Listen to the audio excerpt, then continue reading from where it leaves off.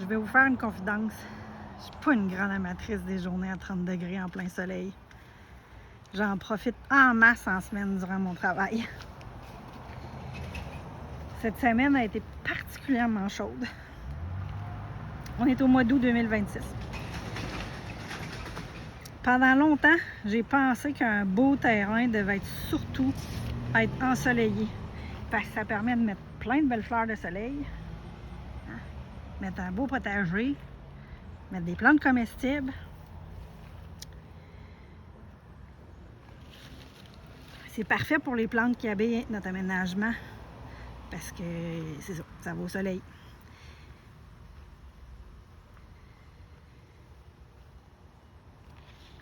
Je ne cacherai pas que j'adore les plantes, là.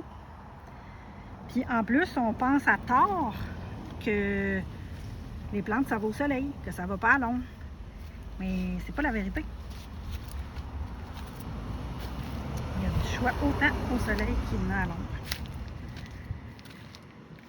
Puis, ben, j'ai réalisé quelque chose.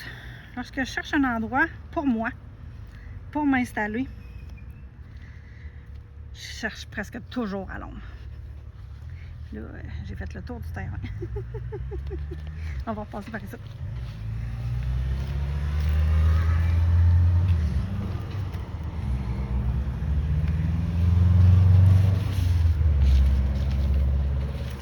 Je peux m'installer en dessous d'un arbre pour être à l'ombre. Je peux m'installer sous ma pergola pour être à l'ombre. C'est d'ailleurs ici que j'ai passé la majorité de mon temps de repos. Au fil des années,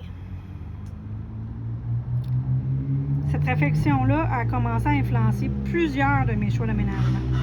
Au lieu de me demander où il y avait le soleil, je me suis mise à réfléchir aux endroits où j'aurais envie d'être lorsqu'il fait chaud. Puis comment créer ces lieux-là pour être à la fraîche. Et honnêtement, ça a complètement changé ma façon de concevoir certains espaces. Parce qu'au fond, un terrain, c'est pas seulement un endroit qu'on regarde, c'est aussi un endroit où on choisit de passer du temps. Et vous, êtes-vous plus du type soleil ou du type ombre?